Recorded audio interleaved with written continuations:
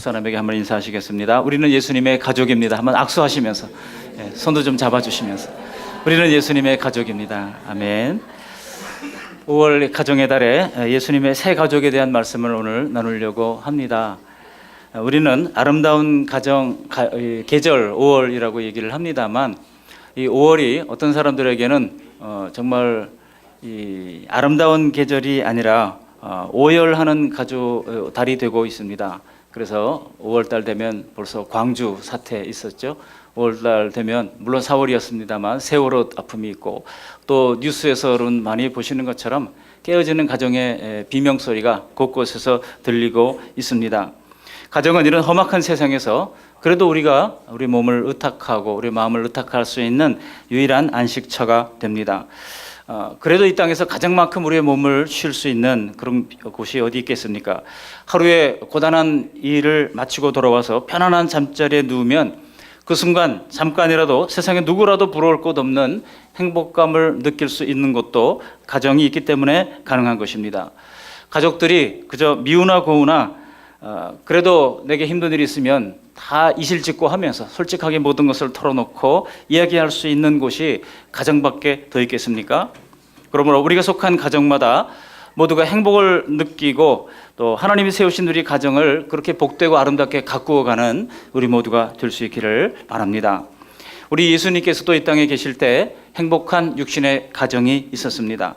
예수님의 가정은 대단히 가난했지만 세상에서 가장 아름다운 가정으로 이 땅에서 이제 사셨습니다. 육신의 아버지 요셉은 학자들에 따르면 예수님이 10대 초반에 돌아가신 것으로 학자들은 보고 있습니다. 그러니까 어린 시절에 예수님은 일찍 가장이 되어서 가족들의 생계를 도맡으면서 믿음직한 가장의 역할을 했을 것입니다. 육신의 어머니 마리아를 공경했던 것은 물론이요, 또 그의 여러 동생들을 동생들이 믿고 의지할 수 있는 훌륭한 가장의 역할을 예수님께서 감당하셨을 것입니다. 성경에 나오는 예수님의 가족들을 수를 헤아려보면 적어도 6명이에요. 예수님의 형제들이, 예수님이 장남이고, 그리고 어머니까지 하면 최소, 그 이후에 더 있는지는 성경에 기록이 없으니까 알 수가 없어요. 그러니까 최소 7명을 이제 부양을 해야 하는 그런 책임을 예수님께서 가지셨던 것을 알 수가 있습니다. 그러나 예수님은 그 많은 가족들을 열심히 일을 하면서 그리고 한결같이 부드럽고 온화한 인품으로 가족들이 다 안전을 느끼는 그런 방패가 되었을 것입니다. 따뜻한 보금자리가 되었을 것입니다. 그런데 오늘 본문에는요, 우리가 기대했던 그 예수님의 모습이 아닌 좀 이상한 예수님의 모습을 보게 됩니다. 즉 이제 가정을 떠나서 예수님의 구속 사역을 하기 위하여 이제 구원 사역을, 공생의 사역을 시작하던 한창이던 바로 그 즈음에 가족들이 예수님께 찾아온 것입니다. 그런데 가족이 찾아왔다는 말을 듣고 예수님은 뜻밖의 반응을 보입니다. 여기 48절 말씀을 같이 한번 읽어보실까요? 48절. 마르던 사람에게 대답하여 이르시되 누가 내 어머니이며 내 동생들이냐 하시고. 아니, 예수님께 찾아왔던 예수님의 어머니, 예수님의 동생들을 보면서 무시하는 듯한 발언을 한 것입니다. 여러분, 이 말을 만일 가족들이 밖에서 들었다 그러면 그 아들에 대한 배신감, 그 형들에 대한 실망감, 얼마나 컸겠습니까? 그렇다면은 그렇게 사랑하고 아꼈던 가족들을 대하는 예수님의 태도가 왜 이렇게 달라졌겠습니까? 오늘 같은 주님의 반응은 우리를 당황스럽게 합니다. 얼핏 보면 30년을 사랑했던 가족들은 안중에도 없다는 듯한 태도 아니겠습니까? 여러분, 우리가 예수님을 믿을 때 가장 중요한 것이 무엇입니까? 하나님이 상황에 따라 달라지지 않는 동일한 하나님이라고 하는 것을 우리가 믿기에 안전함을 느끼는 것 아니겠습니까? 우리 하나님은 대하는 상대에 따라서 인격이 바뀌시는 분이 아니십니다. 하나님은 후회도 실수도 없는 분이시고 일관되게 우리를 한결같이 사랑하며 인도하시는 분이십니다. 그렇기 때문에 우리가 하나님을 신뢰할 수 있는 것이죠. 그런데 만일 예수님의 인품에 이런 일관성이 없다고 한다면 우리가 어떻게 예수님께 절대적인 신뢰를 가지고 진심을 다하여 따르며 사랑할 수가 있겠습니까? 그런 점에서 오늘 가족들에 대해서 좀 돌변한 것 같은 예수님의 이 태도는 우리로 하여금 당혹감을 느끼게 하는 것입니다. 평소 같지 않은 예수님의 모습, 이 모습을 우리가 보면서 여러분, 안티 기독교인들은요, 바로 이런 부분을 보면서 예수님이 인격적으로 파탄한 사람이다, 또 사람이 변덕성이다 라고 하면서 인신공격을 가해오기도 합니다. 오늘 말씀을 보면서 우리에게 주시는 말씀을 두 가지로 크게 정리하면서 함께 말씀을 나누려고 합니다. 첫 번째로는요, 이 말씀의 행간의 의미를 알아야 된다는 것입니다. 마치 우리가 숨은 그림을 찾는 것처럼 예수님께서 우리가 생각하는 기대 이상의 이상한 반응을 보셨다면 거기에는 뭔가 주님께서 우리에게 가르쳐 주시고 싶어 하시는 중요한 진리가 있다는 겁니다. 그러니까 숨은 그림 찾기가 아니라 뭐예요? 숨은 진리 찾기를 해야 된다는 것이에요. 숨은 의미가 분명히 있다는 것입니다. 그래서 예수님은 우리가 의문을 느끼는 그런 언행 속에 반드시 우리가 집중해야 할, 깨닫게 해야 할 귀중한 진리들을 담고 있다고 하는 것입니다. 그러므로 오늘 주님이 가족들에게 모욕이 되고 상처가 될 수 있는 위험한 화법을 쓰셨다고 하면 그 이유가 다 있다는 것입니다. 일부러 오해받으실 상황을 자청하면서라도 관심을 가지고 꼭 밝혀야 할 진리가 있다는 것을 주님께서 이제 말씀하고 있는 것입니다. 여러분, 그것이 무엇일까요?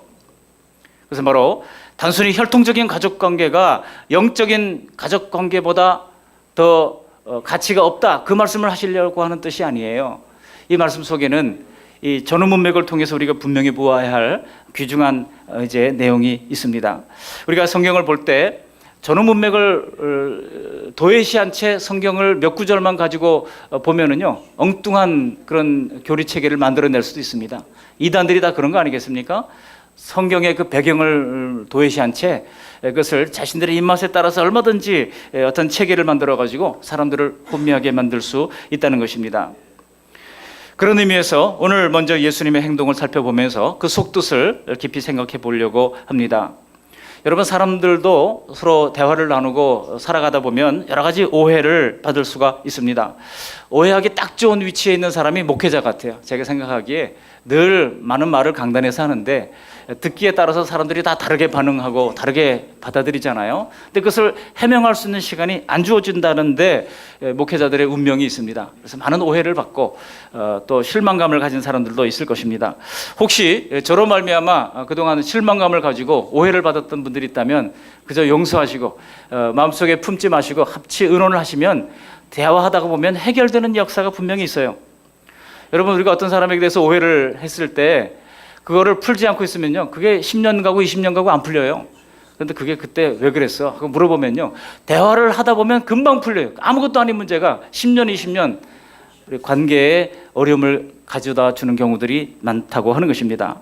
그래서 반드시 본인의 소명을 들어보는 것이 필요한 것이죠. 법정에서도 그러잖아요. 법정에서도 한쪽만 듣지 않고 꼭 반대편의 의견이 무엇인지 들어보고 소명을 들어보고 기회를 주고 서로가 해명을 듣고 나면 이해될 때가 많다고 하는 것입니다. 저도 때때로 순간적으로 이제 저의 행동에 대하여 상대가 오해할 것 같아서 분명히 그분이 이렇게 오해할 가능성이 있겠구나 하고 기회가 되면 말을 좀 해야지라고 얘기했는데 기회가 주어지지 않을 때는요, 참 답답할 때가 있습니다. 성경에서도 전체적인 상황을 살펴보지 않고 한두 구절만 살피면은 오해하기가 쉬운 말들이 대단히 많이 있습니다. 오늘 말씀도 마찬가지예요. 앞에 있는 내용과 연관시켜 생각하지 않으면 큰 오해가 생길 수 있다는 것입니다. 먼저 오늘 본문 46절을 보시면요, 이해가 이때가 어떤 때인지를 지금 소개를 하고 있는데요, 예수님께서 무리에게 말씀하실 때라고 되어 있습니다. 여기 말씀하실 때, 이 말씀하실 때라고 하는 시제가 원어 성경에 보면 현재 시제로 되어 있어요. 그러니까 이제 전부터 계속해서 지금까지 계속해서 말씀하고 있는 중에라고 이야기할 수가 있습니다. 좀 더 정확히 말하면 예수님께서 여전히 무리들에게 말씀하실 때라고 하는 것입니다. 앞에서 뭔가를 말씀하셨어요. 그리고 계속해서 이어서 말씀하고 있는 때입니다. 여러분, 주님께서 이렇게 계속 말씀하시는 중에 이제 예수님의 어머니와 또 그의 육신의 동생들이 찾아온 것입니다. 그렇다면은 앞부분에 있었던 시간과 지금 상황을 연관시켜야 우리가 정확한 주님의 의도를 알 수가 있습니다. 여러분, 우리가 왜 성경을 볼 때 이렇게 전후 문맥을 봐야 되고 배경을 이해를 해야 되는 것일까요? 그렇게 보아야만이 2000년 동안 이 갭을 우리가 메워갈 수가 있기 때문입니다. 성경은 그저 몇 절로 이렇게 되어 있지만은 그러나 그 간격을 우리가 이해하고 찾아가기 위해서는 좀 더 이런 수고와 노력이 필요하다고 하는 것입니다. 대장금 드라마 여러분 좋아하시죠? 대장금 드라마 실록에 보면 단 한 줄밖에 기록되지 않았어요. 그 한 줄 가지고 여러분 몇 편을 보셨어요, 드라마? 거기에 그 이제 시나리오 작가가 거기에 갈등 구조를 만들고 거기에 위기 구조를 만들고 또 해소되는 구조를 만들고 그런 것들을 다 만들어 가지고 이렇게 시나리오를 썼던 거 아니겠습니까? 대부분이 다 상상이에요. 그러니까 한 줄, 대장금이라는 사람이 있었다. 그거 하나 가지고 그렇게 많은 드라마를 이제 몇 달 동안 사람들의 심금을 울리는 드라마를 만들어냈던 것 아니겠습니까? 그래서 성경을 볼 때도 한 줄 한 줄 그 수문 행간의 의미가 무엇인지를 우리가 찾아볼 필요가 있습니다. 그렇게 한두 줄 적어놓은 말씀을 우리가 2000년 이 역사의 갭을 넘어서서 이해하기 위해서는 좀 더 깊은 연구가 필요하다고 하는 것입니다. 우리가 믿는 예수님이 과연 어떤 생각을 하시고 이런 행동을 하셨는지, 그리고 우리가 믿는 예수님의 그 성품은 어떤 성품을 가지셨는지, 그리고 그분이 어떻게 하나님의 아들 되심을 보여주셨는지, 이런 모든 믿음의 자료들을 말씀 속에서 찾아내야 하기 때문에 배경을 봐야 되고 우리는 연구를 할 필요가 있다고 하는 것입니다. 그런 가운데 성령님이 우리의 마음에 조명을 하시면, 성령님의 사역 가운데 하나가 말씀을 들을 때 깨닫게 해주시는 조명 사역을 해주셔요. 비춰주신다는 거예요. 그럴 때 머릿속이 번쩍이면서 막 전구가 탁 들어오는 것 같은 그런 깨달음의 순간이 있다고 하는 것입니다. 그래서 우리가 예수님을 마치 만나지 못했습니다만 만난 것처럼 그렇게 깨닫게 되는 역사가 일어나는 것입니다. 그래서 예수님에 대한 전인격적인 신뢰의 관계가 형성되는 것입니다. 이건 제 얘기가 아니에요. 베드로 사도도 그렇게 얘기한 바가 있습니다. 베드로전서 1장 8절에 보면 이렇게 말하고 있습니다. 예수를 너희가 보지 못하였으나 사랑하는도다. 이제도 보지 못하나 믿고 말할 수 없는 영광스러운 즐거움으로 기뻐하니 라고 말씀합니다. 예수를 너희가 보지 못하였으나 사랑하는도다. 바로 말씀과 성령의 조명을 통하여, 그리고 기도를 통한 주님의 교제를 통해서 예수님을 보지도 못한 사람이라 할지라도 우리 역시 예수님을 사랑할 수가 있다는 것입니다. 믿으십니까? 말씀 속에서 성령께서 조명하시면 마치 예수님을 만난 것처럼 그와 같은 깊은 유대관계 속으로 들어가게 된다고 하는 것입니다. 그렇다면 우리 앞부분에서 과연 무슨 얘기를 예수님께서 이제 하셨는지를 좀 살펴볼 필요가 있습니다. 지금 예수님은 엄격한 유대 율법주의자들이었던 바리새인들과 대화를 하고 있는 장면입니다. 그냥 대화가 아니라 사실은 디베이트라고 할 수 있죠. 논쟁을 지금 벌이는 상황입니다. 그 논쟁의 주제가 무엇입니까? 과연 예수님이 구약 성경에서 오리라고 예언했던 그 메시아가 맞냐는 거예요. 바리새인들은 만일 예수님이 주장대로 예수님이 그 메시아라고 하면 이것을 확증할 수 있는 그런 이제 어떤 표징이 있을 것 아니겠느냐, 그 표징을 보여달라고 요구를 합니다.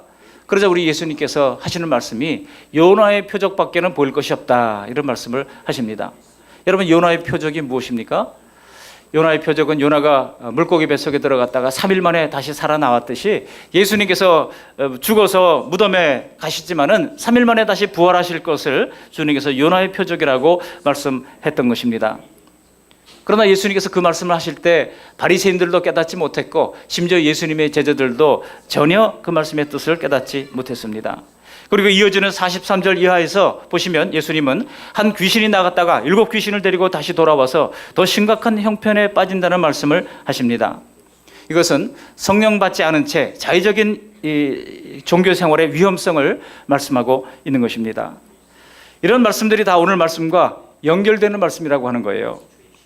지금 상황이 상당히 고조되어서 이 제자들과 바리새인들 간의 긴장, 일촉즉발의 긴장이 지금 벌어지고 있습니다. 신경전이 벌어지고 있는 상황입니다. 바로 그런 순간에 예수님의 육신의 어머니 마리아와 그의 동생들이 찾아온 것입니다. 한눈에 봐도 허름한 행색의 모친과 형제들이었습니다. 지금 예수님께서 있는 곳이 지금 어디입니까? 가버나움에서 지금 이제 성전에서 회당에서 이제 사람들과 대화를 나누고 있는데 예수님이 찾아온 거예요. 여러분, 나사렛에서 가버나움까지는 오늘날 버스를 타고 가도 한 40km 정도 됩니다. 그러니까 뭐 40km 정도 금방 갈 수 있죠. 그렇지만 당시에는 걸어서 갔을 거 아니겠습니까? 2000년 전에 더구나 예수님의 그 가난한 가정에 무슨 나귀라도 있었겠습니까? 다 걸어서 11호 자가용을 타고 그 40km를 걸어서 왔다면 그 먼지길을 왔다면 땀과 먼지에 범벅이 된 예수님의 어머니 그리고 예수님의 동생들을 우리가 어렵지 않게 상상해 볼 수 있을 것입니다. 이런 예수님의 가족의 모습을 보면서 바리새인들은 회심의 미소를 짓는 겁니다. 여러분, 이 상황은 분명 예수님이 메시아로서의 이미지를 실추시킬 수 있는 절호의 기회라고 그들은 생각했다고 하는 것입니다. 메시아는 다윗의 혈통에서 온다고 하는 사실은 당시 유대인들이라면 다 익히 알고 있는 상황이었습니다. 그래서 왕권과 권력과 실력을 갖춘 정치적인 인물을 기대하고 있던 그들에게 초라한 예수님의 가족들이 찾아왔다고 하면 누가 봐도 이거는 아니다라고 생각할 만한 그런 상황이라고 하는 것입니다. 여러분, 과연 그럴까요? 여러분, 바리새인들이 그렇게 율법을 철저하게 지켰습니다만 그들은 사실 어떤 성경에 대해서는 전혀 무지한 채 있었던 것입니다. 예수님은 사실 성경대로 오신 거예요. 여러분, 이사야서 53장 2절에 보시면 그 앞으로 오실 메시아가 어떻게 오실 것인지를 예언하기를 그는 고운 모양도 없고 풍채도 없은즉 우리가 보기에 흠모할 만한 아름다운 것이 없도다, 그렇게 기록하고 있습니다. 그 기록 그대로 이 땅에 오셨던 것입니다. 하지만 그들은 이런 모습으로 오신 예수님을 왕으로 인정하고 싶지가 않은 것입니다. 그래서 바리새인들은 마침 이때 나타난 초라한 그의 가족들을 보면서 예수님 곁에 세워놓고 그 출신 성분을 조롱하고자 한 것입니다. 심지어 마가복음 병행 구절을 보시면은요, 마가복음 3장 21절에 보시면 이런 기록들이 있어요. 그의 친족들이 예수를 듣고 그를 붙들러 나오니, 예수님을 붙들러 나왔다는 거예요. 이는 그가 미쳤다 함이러라 그랬어요. 예수님의 가족들과 친족들이 예수님이 메시아인 것처럼 행동하는 모습을 보면서 예수님 미친가 봐 하고 예수님을 데리러 왔다는 겁니다. 여러분, 그러니 예수님을 반대하는 이 바리새인들의 눈에는 정말 이거야말로 예수님을 반격할 수 있는 절호의 기회라고 할 수가 있었을 것입니다. 그래서 47절에 보면 그 중에 한 사람이 예수님을 향하여 이렇게 말합니다. 우리 47절 말씀을 함께 읽어보시겠습니다. 한 사람이 예수께 여쭤오되 보소서 당신의 어머니와 동생들이 당신께 말하려고 밖에 서 있나이다 하니, 여기 한 사람이 누군지는 해석에 따라 다양할 수 있습니다. 어떤 사람은 제자들이라고 얘기하기도 하고 어떤 사람은 바리새인 중에 한 사람이라고 얘기를 합니다. 저는 후자를 취합니다. 여러분, 확실히 그런 뉘앙스를 가지고 살펴보시면요, 보소서 당신의 어머니와 동생들이 당신께 말하려고 밖에 서 있나이다. 그런데 당신이 무슨 메시아입니까? 라고 하는 뉘앙스가 확 풍기지 않습니까? 지금 반대자들이 어떤 속셈을 가지고 있다고 하는 것을 감안해서 이 말씀을 읽으면요, 이 말씀의 행간의 의미가 확 드러나는 것을 알 수가 있습니다. 여러분, 우리도 그렇잖아요. 때때로 초라하고 별 볼일 없는 가족들이 부끄러울 때가 있습니다. 사람들이 다 아는 쟁쟁한 인물을 가족으로 두고 있는 사람들이 막 우리 친척이야 삼촌이야 막 얘기를 할 때 우리 가정에는 아무도 그렇게 유명한 사람이 없는 그런 사람들이 대화를 나누다 보면 괜히 주눅들 때가 있습니다. 바리새인들은 지금 예수님이 바로 그런 입장이라고 생각하면서 예수님을 망신 주려고 하고 있는 것입니다. 그러나 지혜로운 우리 예수님은 오히려 이런 상황을 통하여 진짜 하나님의 백성이 누구인지를 엄중하게 선포하시는 것입니다.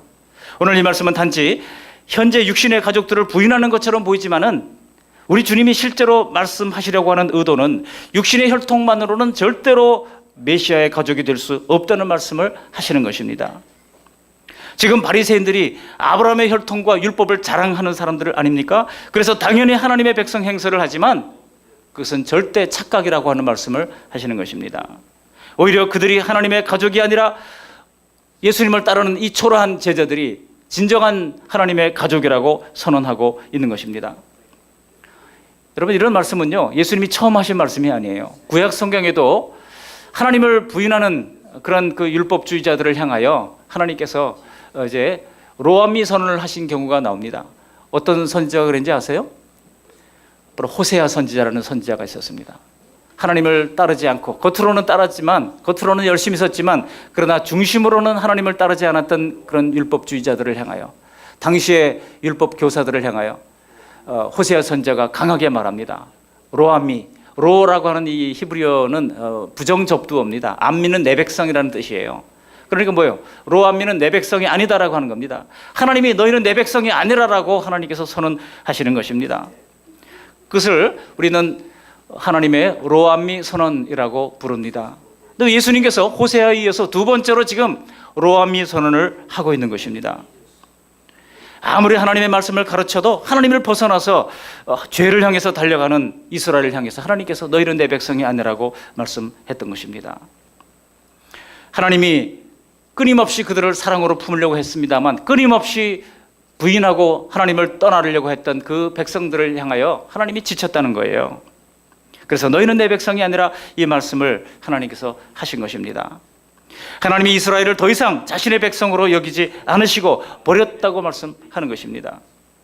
지금 아브라함의 혈통에 율법까지 잘 지키니까 당연히 구원받은 사람으로 철석같이 믿고 있던 그런 바리새인들에게 예수님께서는 구약의 시대에 성육신하신 성자 하나님께서 로암미 선언을 이미 하셨던 것처럼 두 번째로 예수님께서 이 백성들을 향하여 로암미 선언을 하시는 것입니다. 너희는 내 백성이 아니다. 너희들 어찌 그렇게 패역한 조상의 뒤를 따르느냐? 그런 말씀을 하시는 것입니다. 그래서 혈통적 아브라함의 자손을 버리는 아픔을 지금 우리 주님은 사랑하는 혈육의 가족을 부인하는 아픔으로 표현하신 것입니다. 이해가 되십니까? 이게 이해가 되셔야 돼요. 이해가 되셔요? 지금 하나님의 아들 예수님은 천상의 가족을 찾으러 이 땅에 오신 것입니다. 자연적인 출생으로는 누구도 어쩔 수 없이 죄인이었지만은 주님의 피로서 우리를 구속하시고 하나님의 가족으로 삼으시려는 것입니다.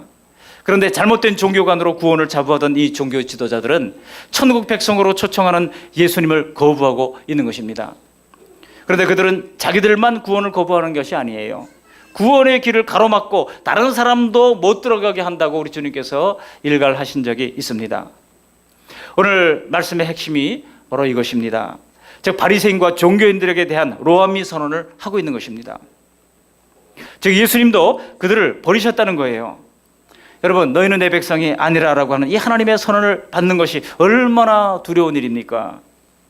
그런데요, 현대 교회 성도들 가운데서도 현대에도 적지 않은 신자들이 어쩌면 이 로암미 선언의 대상이 되어 있는지도 모릅니다. 당시 바리새인들처럼 구원에 대한 자신감이 넘쳤던 사람들이 어디에 있었습니까? 그들은 율법을 철저히 지켰습니다. 철저히 지키는 것도 모자라서 또 다른 율법을 계속 조항을 만들어가면서 이제 623가지의 율법을 만들어가면서 그 율법을 철저하게 지켰던 사람들 아닙니까? 그래서 하나님의 백성이라고 하는 자부심을 가지고 온갖 율법을 지나치게 순종했던 사람들이 바로 이 바리새인들이었습니다. 그래서 그 율법 조항을 지키는 것에 있어서 우월감을 가지고 다른 사람들을 무시하던 사람들이 바로 바리새인들이었다는 것입니다. 그러나 주님은 이를 통하여 우리도 예수님을 믿는다고 하는 것을 자칫 어떤 종교적인 열심 그리고 겉모습으로만의 어떤 충성으로만 우리가 보아서는 안 된다고 하는 것을 보여주고 있는 것입니다. 우리의 신앙은 하나님이 우리를 향해 진심을 가지셨듯이 우리도 전인격적인 진심을 가지고 하나님을 섬기는 것이기를 주님께서 바라고 계십니다. 우리도 그와 같은 모습으로 주님의 기대에 부응하는 주님의 백성들이 다 되시기를 주님의 이름으로 축복합니다. 여러분, 이렇게 듣고 보니까 오해가 좀 풀리셨습니까? 왜 예수님께서 누가 내 어머니며 누가 내 동생들이냐고 말씀하셨던 그 의미를 아셨습니까? 당시 걱정했던 예수님의 육신의 가족들 예수님께서 진짜 버리셨을까요? 그렇지 않습니다. 우리가 이미 보았던 것처럼 예수님의 십자가상에서도 육신의 어머니 마리아를 사도 요한에게 부탁하는 장면을 우리가 볼 수 있었고, 그리고 예수님을 미쳤다고 오해했던 그의 동생들 역시 어떻게 됐습니까? 신약 성경에 2권을 기록한 성경 저자들이 되었던 것을 우리가 알 수 있습니다. 야고보서를 기록한 야고보가 예수님의 바로 밑에 동생이었고요. 그리고 4번째 동생이 누굽니까? 유다서를 기록한 유다가 예수님의 육신의 동생이었어요. 예수님의 여동생을 포함해서 성경에 기록된 것을 다 조합해 보면 대략 한 6명의 동생들이 있었을 것으로 5명의 동생들이 있었을 것으로 추정하고 있습니다. 더 많이 있는지도 모르죠. 어머니까지 하면 7명을 예수님께서 부양하시느라고 얼마나 애를 썼을까 생각을 해 봅니다. 여러분, 우리를 부르신 주님은 우리를 십자가에 또 그리고 부활로 인도하셔서 거듭나게 하시고 예수님의 새 가족으로 지금도 우리를 삼기를 원하시고 우리의 마음문을 두드리고 계신 줄 믿습니다. 그러므로 주님의 한결같은 사랑과 우리를 향한 일관된 선하심을 굳게 신뢰하면서 로암미가 암미가 되는 거룩한 주님의 백성 다 되시기를 주님의 이름으로 축복합니다. 두 번째로, 그렇다면 우리가 어떻게 하면 예수님의 새 가족이 될 수 있을까 하는 것입니다. 우리 주님께서 뭐라고 말씀하셨습니까? 우리 49절 말씀을 함께 읽어 보시겠습니다. 49절. 손을 내밀어 제자들을 가리켜 이르시되 나의 어머니와 내 동생들을 보라. 누가 내 어머니며 누가 내 동생들이냐 하시더니 그 함께 있는 제자들을 보시면서 내 어머니와 내 동생들을 보라 이렇게 했던 거예요. 그 순간 제자들이 우쭐을 했겠죠. 여러분, 주님께서는요, 진정한 주님의 어머니, 주님의 동생들이 누구이신지를 주님께서 제자들을 향해서 가르치면서 말씀하셨던 것은 주님을 따르는 자들이 진정한 예수님의 가족이라고 말씀한 것입니다. 1차적으로는 주님을 따라야 돼요. 누가 주님을 따르는 사람들입니까? 이렇게 함께 주일날 예배하는 사람들입니다. 함께 예배드리며 하나님 말씀을 듣고 순종하는 우리들이 바로 하나님의 새 가족인 것입니다. 요즘은 성수주일이라고 하는 말 대신에 이제 성수예배라고 하는 말을 자주 사용합니다. 그래서 어디에 있든지 우리 환경에 따라서 사회가 복잡다단해지다 보니까 출장 가는 경우도 생기고 성수주일 이제 등록한 교회에서 하기가 참 어려울 수도 있어요. 그러면 우리가 흩어져 있는 그곳에서 예배하는 이 예배의 성수, 이것이 지금 새로운 강조점으로 등장하고 있습니다. 하나님을 어디에 있든지 우리가 하나님을 예배하는 예배자로 사는 것, 그 사람들이 바로 예수님을 따르는 사람들이라 할 수 있습니다. 그리고 또 누가 예수님의 가족입니까? 우리 50절 말씀 함께 읽어보십니다. 50절. 누구든지 하늘에 계신 내 아버지의 뜻대로 하는 자가 내 형제요 자매요 어머니이니라 하시더라. 거기 뭐라고 그랬어요? 하나님의 뜻대로 하는 모든 자라고 그랬어요. 여기 누구든지라고 하는 말이 얼마나 은혜가 되는 말인지 몰라요. 여러분, 제가 이 선교단체 간사를 하면서 선교단체 학생 때도 활동을 했었고 그랬는데요. 대학에 들어와서 처음으로 예수 믿은 형제가 있습니다. 제 1년 후배인데 이 친구가 이제 모임에 나왔어요. 그래서 어떻게 나왔느냐 물어보니까 포스터를 붙였는데 그 포스터에 누구든지 오세요 이렇게 썼는데 그 누구든지 나도 가도 되겠구나 하고 용기를 가졌다는 거예요. 그래서 그 누구든지라고는 4글자 때문에 이제 그 모임에 찾아왔다는 겁니다. 그분이 누군지 아십니까? 우리 주보에 나와 있는 정헤브론 선교사예요. 지금 키르기즈스탄에서 우리 소수의 현지 지도자들을 위하여 성경을 번역을 하고 있는, 그리고 고아원 사역을 하고 있고 또 우리 교회를 파송교회처럼 여기면서 연락을 주고받고 있는 귀한 분이십니다. 때가 되면 한번 중앙아시아에 우리가 한번 가서 그 지역에 그 푸르고 높은 그 산을 한번 둘러볼 기회도 가지고 그 현지 사역자들을 좀 격려하는 시간을 가지려고 합니다. 여러분, 누구든지, 여러분 이스라엘 백성들이 당시에 어떻게 생각했습니까? 혈통적으로 이스라엘 사람들만 하나님의 자녀라고 생각했어요. 주님께서 그 한계를 뛰어넘는 것입니다. 누구든지 하늘에 계신 아버지의 뜻대로 하는 그 자가 바로 내 형제요 자매요 어머니라고 말씀하고 있는 것입니다. 바로 이 누구든지라고 하는 말 때문에 세계 모든 민족에게 복음의 기회가 열린 것이고 우리 한민족에게도 복음을 들을 수 있는 기회가 열린 것 아니겠습니까? 지금도 구원의 자격은 누구든지 차별 없이 동일하게 주어지고 있습니다. 그리고 그 다음은 누굽니까? 하늘에 계신 내 아버지의 뜻대로 하는 자가 예수님의 새 가족이 된다고 말씀하고 있는 것입니다. 나중에 하늘나라에서 뿐만이 아니라 지금 현재 우리의 삶 가운데서도 하나님의 뜻대로 하는 자들이 예수님의 새 가족이라고 하는 것입니다. 물론 우리가 완벽하게 하나님의 뜻을 따르지는 못한다 할지라도 적어도 이 땅에서 우리의 삶이 내 의지대로 살아가는 것이 아니라 하나님의 뜻대로 살아가고자 애를 쓰는 바로 그 사람이 하나님의 가족이라고 하는 것입니다. 여러분, 우리가 그냥 자연인 상태로 살려고 하다 보면요, 내가 하나님의 뜻대로 행하지 않는다고 하는 것을 금방 느끼게 될 겁니다. 금방 우리 죄성이 올라와가지고 우리를 제로의 상태에 두는 것이 아니라 완전 마이너스 상태로 끌어가는 것을 보게 됩니다. 그렇기 때문에 우리는 날마다 하나님의 뜻을 헤아리면서 하나님의 뜻대로 살고자 몸부림치는 노력이 있어야만 할 것입니다. 하나님의 뜻, 그러니까 하나님의 뜻이 대체 뭐요? 라고 묻는 분들이 있어요. 여러분, 하나님의 뜻은 이 성경책 안에 얼마든지 들어 있습니다. 성경책을 어디든 펼치기만 하면 거기에 주옥 같은 하나님의 뜻이 가득 담겨 있는 것을 알 수가 있습니다. 지키면 복이 될 하나님의 말씀들로 가득합니다. 데살로니가전서 4장 3절에 이렇게 얘기합니다. 하나님의 뜻은 이것이니 너희의 거룩함이라. 곧 음란을 버리고 각각 거룩함과 존귀함으로 자기의 아내 대할 줄을 알고. 여러분, 하나님의 뜻에 대한 명백한 구절들이 얼마나 많은지 몰라요. 데살로니가전서 5장 16절 이하는 항상 기뻐하라, 쉬지 말고 기도하라, 범사에 감사하라. 이것이 그리스도 예수 안에서 너희를 향하신 뭐라고요? 하나님의 뜻이니라 그랬어요. 하나님의 뜻이니라.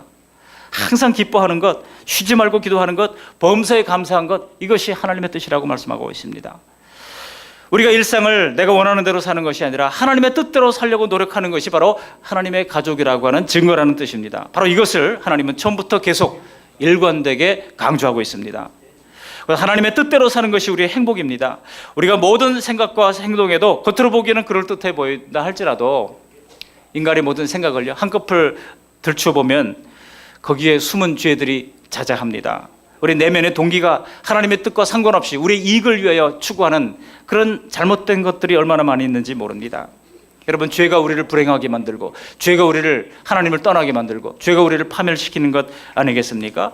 우리에게 있는 자연인의 이 성품은 결코 하나님의 뜻을 따르지 못하게 만듭니다.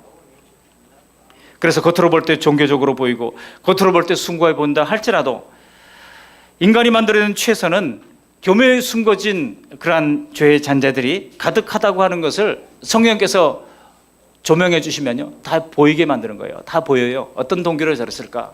어떤 동기로 저런 행동을 했을까? 왜 그랬을까? 여러분, 그러나 성령의 능력을 의지해서 하나님의 뜻을 따라 살려고 하면 하나님께서 우리에게 가르쳐 주시기 시작하고 하나님이 기뻐하십니다. 아, 이 사람이 하나님의 뜻을 찾고 있구나. 하나님의 뜻을 우리에게 계속해서 가르쳐 주시면서 한 걸음 한 걸음 하나님의 뜻이 무엇인지를 가르쳐 주시면서 에녹처럼 300년 동안 동행했던 에녹처럼 우리 하나님의 인도를 받을 수 있는 사람으로 빚어주시는 것입니다. 우리는 예수님의 십자가 구원을 믿고 따르며 하나님의 뜻대로 살기로 결심한 예수님의 새 가족들인 줄로 믿습니다. 그렇다면 우리는 세상과 다른 것들을 누리며 살아갈 수가 있는 것입니다. 이제 하나님이 우리의 아버지가 되시고 우리의 가장이 되어주시는 것을 우리가 체험하게 될 것입니다. 우리의 육신의 아버지가 만일 어떤 재력이 있고 권력이 있다 그러면 참 얼마나 좋겠습니까? 내가 원하는 것 다 해결해 줄 수 있다면 얼마나 좋겠습니까? 그렇지만은요, 지금 우리가 살면서 고민하고 애타는 많은 문제들을 우리의 육신의 부모가 다 해결해 줍니까? 여러분, 저 나이 때만 하더라도 우리 아버지들이 가족에 대한 인식이 참 빈약했습니다. 가족에 대한 책임감도 좀 부족했습니다. 그리고 가정을 어떻게 해야 잘 꾸려가는지도 관심이 별로 없었습니다. 좋은 아버지가 무엇인지, 좋은 어머니가 무엇인지 몰랐습니다. 그래서 이거 배워가야 된다. 우리가 학교에서 교과서로 배운 적이 없다. 그래가지고 만들어진 게 뭐예요? Father School, 아버지 학교. 또 아버지 학교가 생기니까 그 다음에 뭐가 생겨났어요? 어머니 학교. 어머니가 되는 것도 제대로 배운 적이 없다. 그래서 어머니 학교가 생겨났어요. 여러분, 모르는 것은 배워야 합니다. 그러나 여러분, 우리가 그렇게 배우고 원한다고 할지라도 우리가 자식을 위해서 해줄 수 있는 것은 한계가 있습니다. 그러나 우리 영의 아버지는 다릅니다. 우리 영의 아버지는 육의 아버지가 해줄 수 없는 그런 모든 것들을 해줄 수 있는 능력 있는 하나님 아버지가 되십니다. 우리가 매번 예배 때마다 사도신경 고백할 때 첫 마디가 무엇입니까? 전능하사 아닙니까? 전능하신 하나님 아버지. 전능하신 하나님 아버지를 우리의 아버지로 모시고 있는 존재인 것입니다. 여러분, 그러므로 앞이 캄캄할 때 우리를 가족으로 받아주신 그 하나님 아버지 앞에 우리가 무엇인들 구하지 못할 것이 있겠습니까? 그러므로 하늘아버지께서 모든 것을 아시니 염려하지 말고 의논하자고 주님께서 우리를 다그치십니다. 이런 우리의 기도를 하나하나 응답하시고 인도하시는 것이 얼마나 놀랍도록 실제적인지, 이런 기도 응답의 비밀로 가득 찬 복된 신앙생활 되시기를 주님의 이름으로 축원합니다. 혹시 일이 원하는 대로 되지 않을까 봐 염려하십니까? 그러나 여러분, 우리 주님께서는 때때로 내가 원하는 대로 윽박지르면서 하나님을 이제 졸라가지고 그렇게 했더니 결코 나에게 좋은 것만이 아니라고 하는 것을 가르쳐 주십니다. 이제 우리가 어느 정도 그거 알 때도 됐잖아요. 내가 원하는 대로 했더니 결코 나에게 좋은 것이 아닙니다. 나중에 더 심각한 상황이 될 수도 있습니다. 그러므로 그저 아버지의 원대로 우리의 삶을 인도해 주시기를 믿고 맡기는 우리가 되시기를 주님의 이름으로 축원합니다. 말씀을 정리합니다. 5월 25일이면요 세계 실종 아동의 날이라고 합니다. 실종 아동의 날. 우리나라만 하더라도 1년에 실종 아동들이 연간 2만 명에 달한다고 그래요. 제가 그 얘기를 듣고 깜짝 놀랐어요. 그렇게 많나? 물론 좀 더 내용을 들여다보니까 그 2만 명 중에 대부분은 다시 찾아요. 3일 만에 찾는 사람, 5일 만에 찾는 사람, 하루 만에 찾는 사람, 몇 시간 만에 찾는 사람 있어요. 그런데 다 찾지는 못해요. 2만 명이 실종되고 실종 신고를 하는데요, 그 중에 매년 못 찾는 사람이 한 2천 명 정도 된다는 거예요. 그리고 그 중에는요 10년, 20년, 30년째 못 찾고 있는 그런 아동들이 있다는 것입니다.